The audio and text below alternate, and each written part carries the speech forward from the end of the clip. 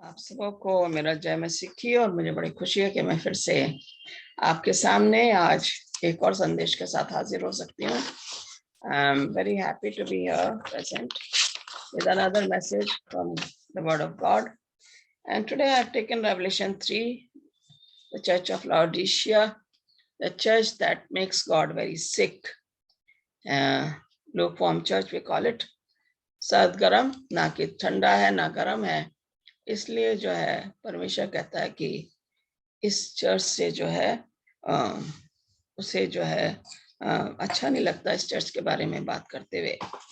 और यहाँ पे कह रहे हैं कि तीसरे अध्याय से हम 14 आयत से जाएंगे और 20वीं आयत तक इसको हम अध्ययन करेंगे। आइए पहले प्रार्थना करें। प्यारे खुदा, हम शुक्रगुजार करते एक बार फिर से तेरे पास आते। तूने हमें ये मौका दिया तेरे हुजूरी में आके हम तेरे वचन को सुना सकते हैं। मुझे पवित्र आत्मा से भर दे ताकि एक एक शब्द जो मैं बोलूं तेरी मर्जी के मुताबिक बोलने वाले बनूं, क्योंकि मैं जानती हूँ कि मैं अपने आप में जीरो हूँ, लेकिन जब पवित्र आत्मा मेरे अंदर होके बोलता है तो तू मुझे भर देता और वचन देता है, वही शब्द मैं बोलती हूँ।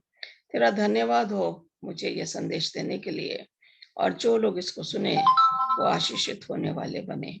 यही हमारी प्रार्थना सुनो, ग्रहण कर, आमीन। जैसे कि मैंने बोला कि आज मेरा जो मैसेज है लाओडिशिया चर्च के ऊपर है, और यहाँ पे हम देखते हैं कि लाओडिशिया चर्च को बोला गया है सर्द गरम। तो यहाँ पे हम देख रहे हैं कि इसको सर्द गरम के नाम से जाना गया है। और यहाँ पे मैं थोड़ा सा स्क्रीन शेयरिंग में जा रही हूँ ताकि you will know what I want to say. It says, make up your mind. I have given the title to this message is make up your mind, because the lukewarm church is Laodicea, and people think that they don't need God. People think what they do is right. Okay. And therefore, Bible says clearly, it would have been good if you were hot or if you were cold. Now, when we look at here Laodicea church, God says, you make me sick. हम यहाँ पे देख रहे हैं कि ये जो church है, एक तरह से देखा जाए तो प्रैक्टिकलिटी में अगर देखा जाए से practically it was a real church. Message is going to the real church. जो एशिया माइनर में जो 7 कलीसियाएं हैं उनके लिए संदेश है। लेकिन अगर आज के दौर में देखें तो आज की इस जमाने की जो कलीसियां हैं उनके लिए ये संदेश जाता है, क्योंकि हम लदूकिया की कलीसिया में रह रहे हैं। और ये जो है कलीसिया हम देखते हैं कि 1900 से लेके जब तक इस दुनिया का खात्मा नहीं होता तब तक लदूकिया की कलीसिया में ही हम रहेंगे।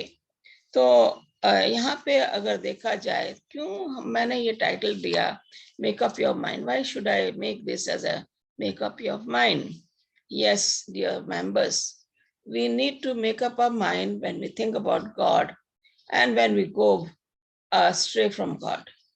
हम मनुष्य हैं, we are living in sin, पाप में रह रहे हैं, और हमारे लिए बहुत जरूरी है कि हम अपना फैसला लें कि हम किस ओर जाना मांगते हैं, परमेश्वर की ओर या परमेश्वर से दूर, या हमारा जो व्यवहार है सर्द गरम, lukewarmness. Is the lukewarmness is good for us? That's what we are going to see today in this lesson, in this message. When we look at here, we have a picture of Laodicea, the lukewarm church. Now, this was a city, ancient city, and it was founded by Antiochus II, जो द्वितीय में है। उन्होंने इसको खोजा है 253 BC में, मसीह के पैदा होने से 250 साल पहले, और इसको जो है लाउडिस के नाम से लाउडेशिया इसका नाम पड़ा है। लाउडिस was the name and therefore it turned out to be Laodicea. अगर हम देखें ये सिटी जो है हाई प्लेटो पे है, पहाड़ के ऊपर है, एंड इसके अंदर कोई भी दुश्मन आसानी से अटैक नहीं कर सकता है। यहाँ पे अगर देखा जाए तो इसमें वाटर रिसोर्सेज जो थे उन्हें प्रॉब्लम थी, और इन्हें जो है पानी जो है हाइड्रोपोलिस, जो कि 6 मील दूर जो जगह थी, वहां से पाइप के थ्रू, जो वहां पे गर्म पानी, हाइड्रोपोलिस में गर्म पानी निकलता है, the hot water used to come out of hydropolis, so they were pumping the water from this place called Hierapolis, 6 miles away from the city. By the time it reached the city, the water became lukewarm. जब तक वो हाइड्रोपोलिस से पानी जब तक शहर में पहुंचता तो सरगर्म हो जाता था। कोलस एक और शहर है जो 10 मील दूर है लाओडिशिया से, वहां से ठंडा पानी का जो है पानी पंप किया जाता था। कोलस was another place where water used to be pumped out, the cold water, 10 miles away from the city. By the time this water reached the Laodiceans, it was again lukewarm. तो जब तक ये शहर में पहुंचता वो पानी सर्द गर्म हो जाता था। अब हम देखते हैं कि इसको जो है क्यों बोला गया सर्द गर्म। 61 AD it was destroyed by earthquake, और इनके पास इतना पैसा था इन शहर को बर्बाद होने पे, जो भूचाल से बर्बाद हो गया था, इन्होंने किसी की भी सहायता नहीं ली, and they reestablished the city known as Laodicea. So therefore they were very rich in certain areas when it comes to, and there are 3 things which are very prominent about this Laodicea. लाओडिशिया के बारे में अगर हम देखें तो 3 बहुत ही important या अनिवार्य चीजें हैं जिनके बारे में हम सीखेंगे। यहाँ पे जो है ये एक मिलिट्री बेस सिटी है, और जैसे कि मैंने बताया कि पानी कैसे इसको 2 शहरों से लाया जाता था, और एक शहर से गर्म और एक शहर से ठंडा, लेकिन जब तक वो लाओडिशिया में पहुंचता था वो सर्द गर्म हो जाता। और ये जो थे they were known for the black wool, यहाँ पे जो शीप थी उनसे ये लोग ब्लैक वुल जो है लेते थे, और इस तरीके से they were using the fashion was there prominent, a place of soft black wool which was produced here. The wool was considered to be a luxury item and sought after for clothing and rugs, and it was the center of fashion in its day. अगर उस समय ये fashionable शहर था तो आज हम इसके बारे में क्या कह सकते हैं। अगर देखा जाए कि इसकी बैंकिंग और फाइनेंस बहुत अच्छा था, they were well established when it comes to finance, so therefore the city was well established in the finance. And the third thing that we see here, the medical school that was there, यहाँ पे एक वो hospital type का उन्होंने एक institution खोल रखा था, और यहाँ पे वो एक टैबलेट होती है, गोली होती है, उसको क्रश करके और उसमें थोड़ा सा पानी मिला के जो है उसका पेस्ट बनाते थे, और उस पेस्ट को आंखों में लगाते थे। तो इस तरीके से जो है medically also it was well established, and this medicine for eye was made here in Laodicea from one tablet which they would crush and make a paste and put it in the eyes, so that the eyes will not be affected of anything and they will be able to see clearly. Okay, ये चीजें हैं जो कि हमने लाओडिशिया के बारे में हमने जाना, और हम देखते हैं कि यहाँ पे अब देखें कि इन सारी चीजों के बावजूद after having all this, and Laodiceans को बोला गया है सर्द गर्म। Okay, they had a problem of possession. Okay, अगर यहाँ पे देखा जाए, so they did not care much for the church, and they thought what they are doing is right, and they said the church is not our church, Okay, it says they said the church is not a church, and they never bothered for going to the church. They thought this is our church, not God's church. Okay, and when they had the feeling of this is our church and not God, not the Lord's, and this was the problem of possession. When we look at here, they were not willing to do the will of God. अब देख रहे हैं, it was their church and not Lord's. No longer they considered the will of God. They did as they pleased them. जो उनको मर्जी होती थी वो वही करना मांगते थे. यहाँ पे लिखा हुआ है, I know you are knocking but you can't come in. मुझे मालूम है कि आप दरवाजा खटखटा रहे हो लेकिन आप मेरे दिल के अंदर नहीं आ सकते हो. यहाँ पे कह रहा है Revelation 3:20 में, Behold, I stand at the door and knock. If anyone hears my voice and opens its door, I will come into him and dine with him and he with me. Revelation 3:20. यहाँ पे बड़ी अच्छी तरीके से ये दिया हुआ है कि तुम नॉक तो कर रहे हो लेकिन मुझे आने की जरूरत नहीं है. They did as they pleased, so they had the problem of possession. When we look at here, the next problem that they had was the problem of passion. The people had lost their passion for the things of the Lord. परमेश्वर की चीजों की तरफ उनका जो लगाव था वो दूर हो गया, इसलिए उनमें सर्द गर्म हो गया. यहाँ पे जैसे पिक्चर दिखा, hot and cold. I know all the things you do that you are neither hot not cold. काश के अच्छा होता कि तू या तो गर्म होता या ठंडा होता. ये परमेश्वर कह रहा है. और यहाँ पे कह रहे हैं, बीच में लिखा हुआ है HLC, hot, cold and lukewarm. Okay, हम देखते हैं कि लूकवार्म इसको बोला गया है क्योंकि ये पानी जो है, जिस तरीके से इन्हें दो जगह से पानी लाना पड़ता था और पानी जब तक इनके शहर में आता था वो सर्द गर्म हो जाता था, चाहे वो गर्म पानी आए चाहे वो ठंडा आए. इसी तरीके से इनका नेचर भी हो जाता है. हम देखते हैं कि जब हम अगर खाना जरा सा भी लूकवार्म होए तो हमें खाने को मन नहीं करता, हम जाते हैं उसको गर्म करते हैं और फिर हम खाना इंजॉय करते हैं. इसी तरीके से हमारा नेचर है. सर्द गर्म नेचर परमेश्वर को पसंद नहीं है. उन्होंने जो है परमेश्वर की वो जो लगाव था उसको खो दिया.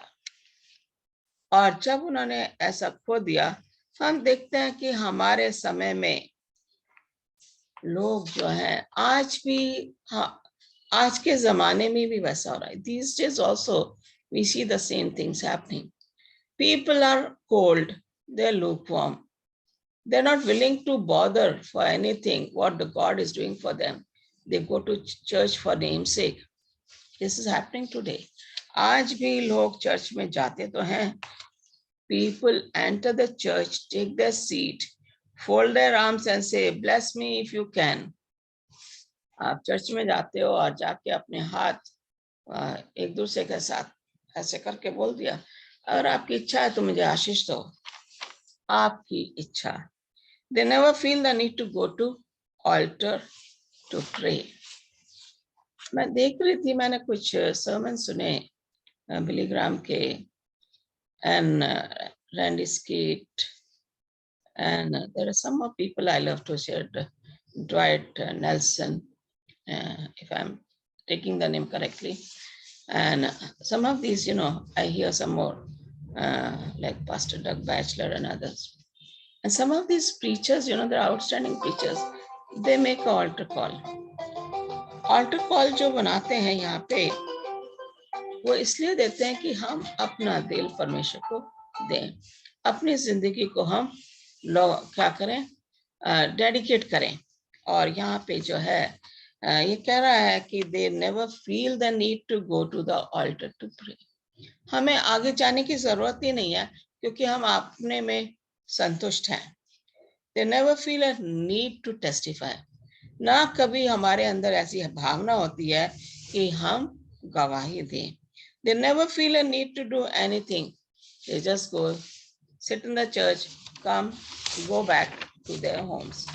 So when we look at here, This is the kind of people we have today.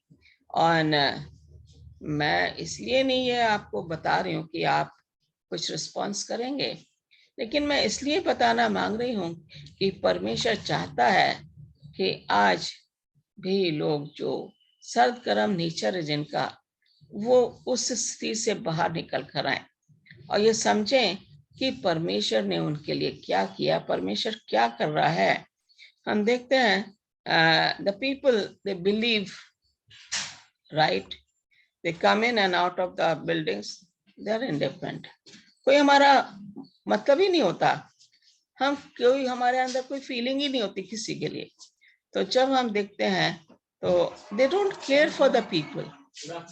So when we look at here, if folks are saved, they aren't, that's fine. Okay. तो यहाँ पे कह रहे हैं, if the preaching is good, if not, well, that's okay. बोला, सही बोला, अच्छा बोला, ठीक है, नहीं बोला, कोई बात नहीं, चलता है. Okay, this is the kind of lecture, this is the kind of things are happening in the church. When we look at here, God is not happy with this kind of things. कोई अच्छा बोल रहा है, आपको कोई असर नहीं बोल रहा, कोई अच्छा नहीं बोल रहा तब भी आपको असर नहीं हो रहा, आप सिर्फ नाम के लिए चर्च में बैठे हैं और वहां से उठ के आ जाते हैं. तो ये परमेश्वर का नजरिया नहीं है. इसलिए वो कहता है कि आजकल के लोगों में क्या हो गया, सर्द गर्म व्यवहार आ गया है. दूसरा है प्रॉब्लम ऑफ परसेप्शन. यहाँ पे हम देखें कि सोच आदमी लोगों की क्या है. ये 17वीं आयत में मैं पढ़ूंगी और यहाँ लिखा हुआ है, तू कहता है कि मैं धनी हूं और धनवान हो गया हूं और मुझे किसी वस्तु की घटी नहीं, और ये नहीं जानता कि तू अभागा और तुच्छ और कंगाल और अंधा और नंगा है. ये हमारी सोच है. मुझे किसी चीज की जरूरत नहीं है, मेरे पास थोड़ा सा पैसा हो गया वो बहुत काफी है मेरे लिए, और मुझे मैं लेकिन परमेश्वर की नजरों में हम क्या हैं, wretched, मिजरेबल, मतलब अंधे, लंगड़े और गरीब, दरिद्र. ये परमेश्वर की नजरों में हम बन गए. अपनी नजरों में हम अपने आप को ऊपर उठा रहे हैं कि सोना चांदी मेरे लिए बहुत है, मुझे किसी चीज की जरूरत नहीं, मुझे परमेश्वर की भी जरूरत नहीं. I don't need God. Now so many churches are right here today. Okay, there is a sense that they have arrived. If you walk into the average church today and tell them that they needed a revival, they would be offended. अगर वो कहें कि church में तब्दीली आनी है तो कोई भी इसके लिए तैयार नहीं होगा. Look at us and all we have.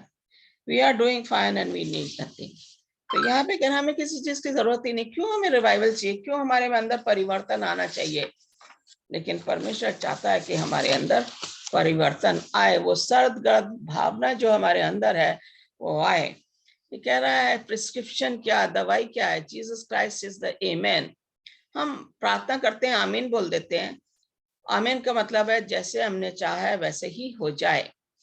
दूसरा, फेथफुल एंड ट्रू विटनेस. परमेश्वर जो है एक विश्वासपूर्ण और सच्चा साक्षी है, जो सृष्टि का शासक भी है. उत्पत्ति 1:1 में लिखा हुआ है कि आदि में परमेश्वर ने पृथ्वी और को बनाया. In the beginning God created the heaven and the earth. ये पहले से हमें मालूम है कि परमेश्वर जो है हमारा कर्ता धर्ता है. परमेश्वर हमें कह रहा है 18वीं आयत में, सो एडवाइज यू, मैं कह रहा है इसीलिए मैं तुझे सम्मति देता हूं कि आग में ताया हुआ सोना मुझसे मोल ले कि तू धनी हो जा, श्वेत वस्त्र ले ले, ये पहन कर तुझे अपने नंगेपन की लज्जा ना हो, और अपनी आंखों में लगाने के लिए सुरमा ले कि तू देखने लगे. गोल्ड, हम देखते हैं कि गोल्ड को जब तक आग में नहीं तपाया जाए वो तब तक चमकेगा नहीं. हमें भी वो परेशानियां, जो कठिनाइयां हमारी जिंदगियों में आती हैं, we have to go through the trials and temptation and then only we become like gold.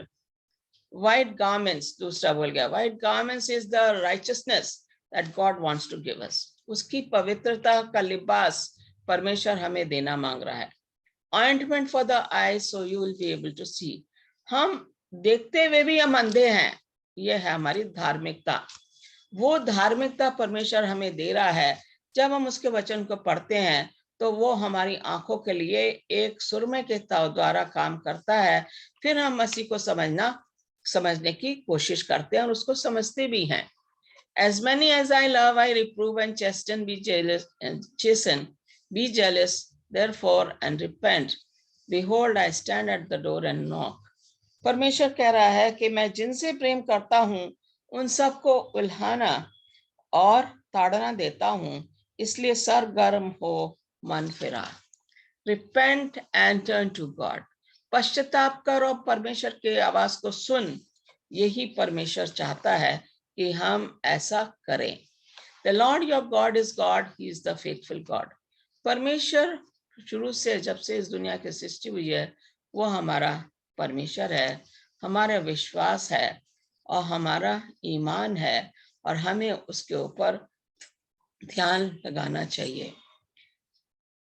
Jesus is waiting for you and me to open the door of today. आज वो हमारे दिल के दस्तक दे रहा है। Behold, I stand at the door and knock.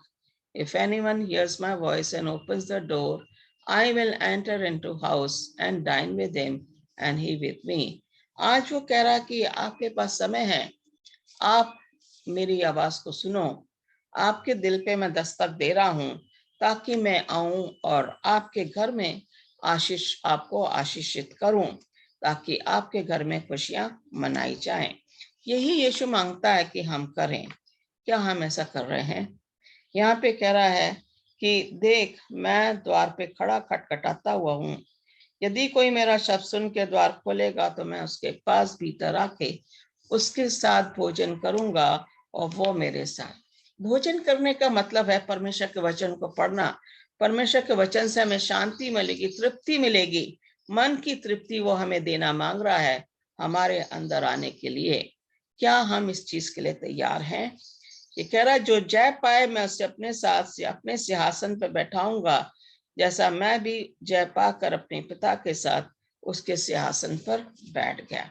जो जय पाए, ओके, जय पाने का मतलब है परमेश्वर के रास्तों पे चलना और दुनियावी रास्तों से पाप भरी जिंदगी को हमने नकारना, पश्चाताप करना, परमेश्वर के नजदीक आए, उसके वचन को पढ़ें, उसके ऊपर विश्वास करें, क्योंकि परमेश्वर कह रहा मैं उसे, जैसे मैंने अपनी जान मनुष्य के लिए दी और मैं परमेश्वर के दाहिने हाथ पे बैठ गया, आप भी अगर पश्चाताप करोगे तो यीशु मसीह आपको अपने दाहिने हाथ पे बिठाएगा और वो मुकुट देगा जो वो हमारे लिए लेके बैठा हुआ है। हम चाहते हैं कि आप लोग मसीह को ग्रहण करें। यही हमारी प्रार्थना है।